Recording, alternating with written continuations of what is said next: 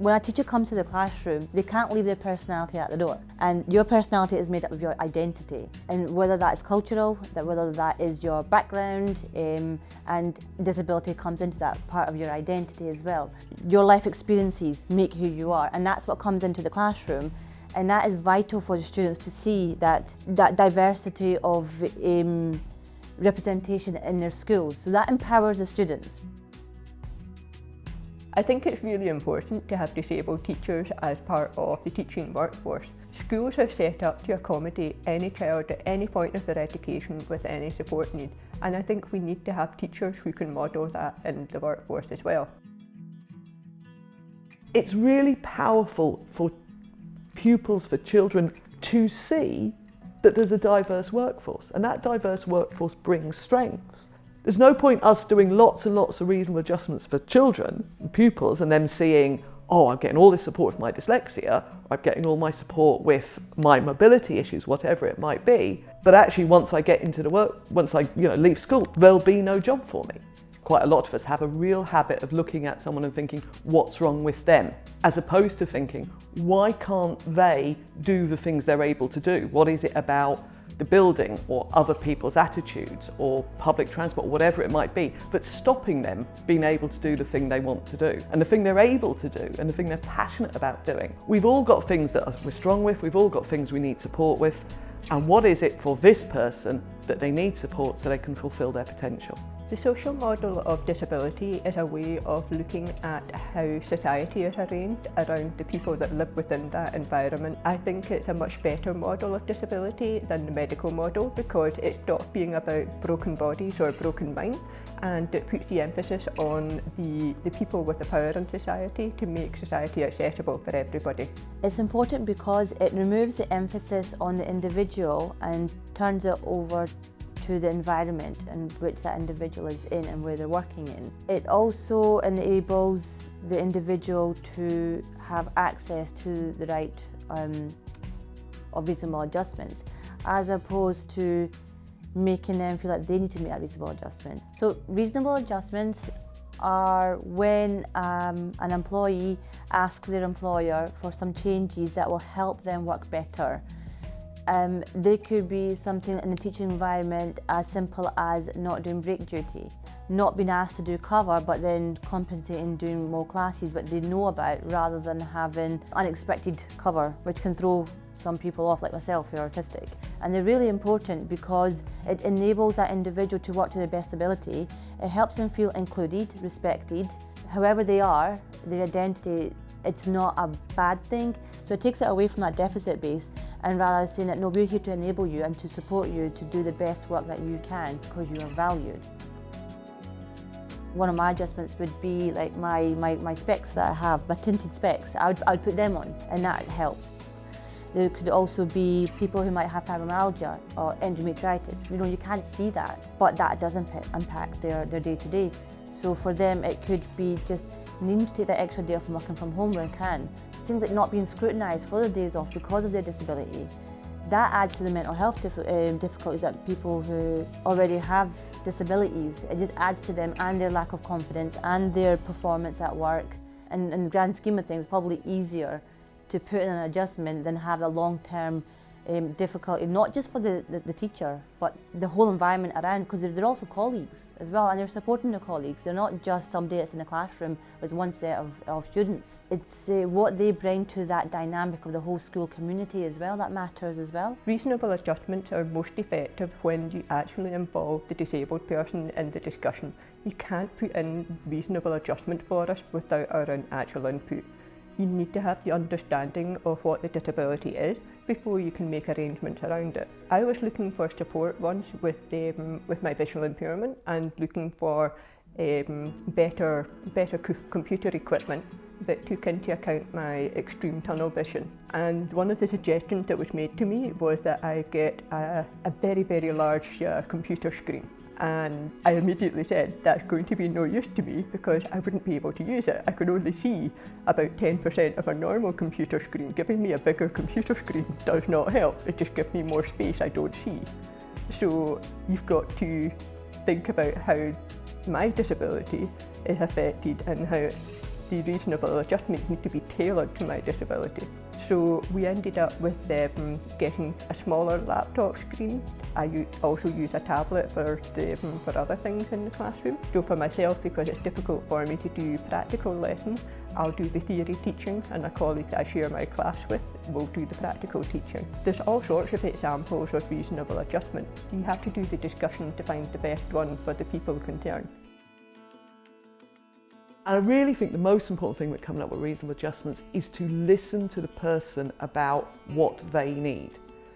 Because it's really easy to look at someone from the outside and think, well, if I was in that situation, I'd want. But that's not necessarily the same thing. Even if you are correct in identifying what you might need in that situation, doesn't mean it's what they would need in that situation. And anyway, when you're on the outside, you don't know.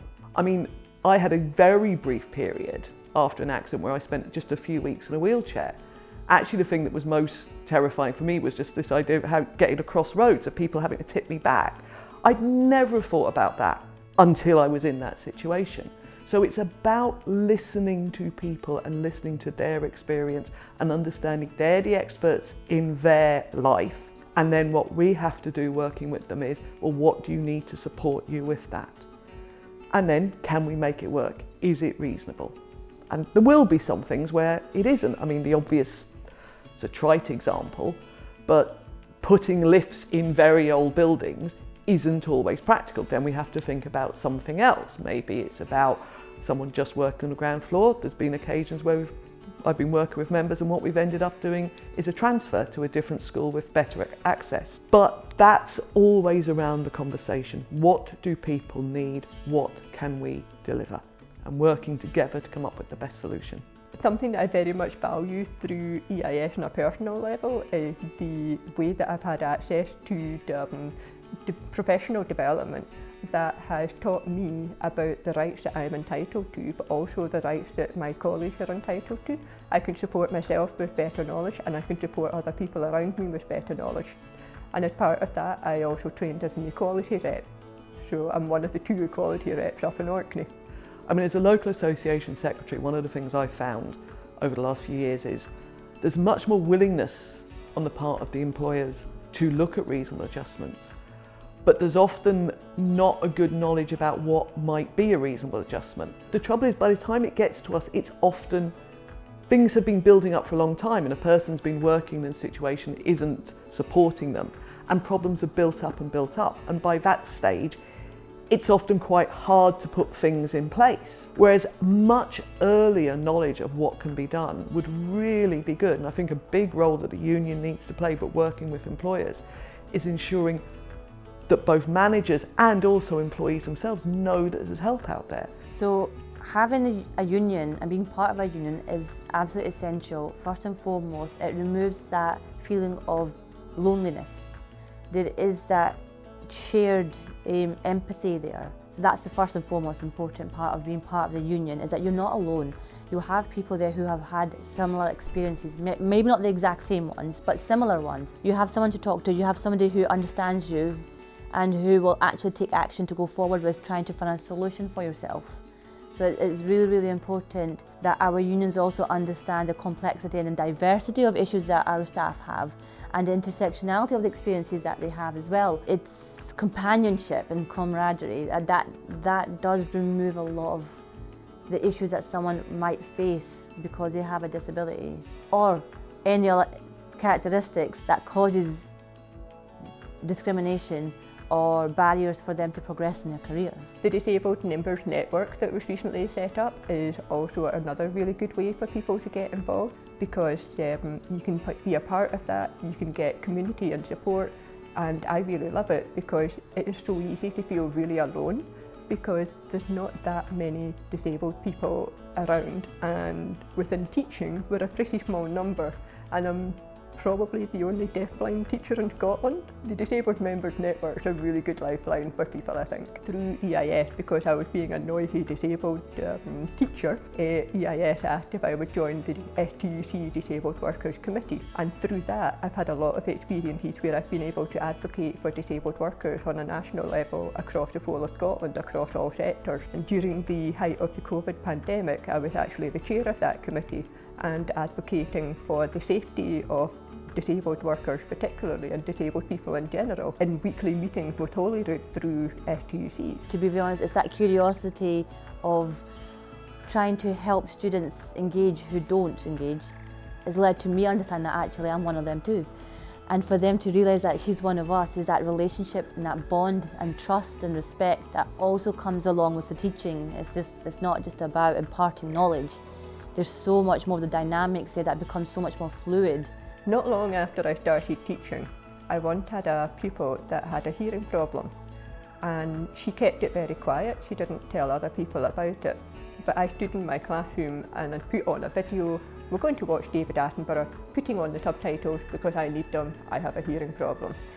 And she came to speak to me after that lesson and said, "Thank you very much." And I didn't realise that it would be possible to be open about having a hearing problem. But when she left school, she came back and said, "I really appreciate that you were my teacher," because she needed to see that it was possible to be deaf and happy and have a life that she enjoyed. And now she is, and she's become a primary teacher herself.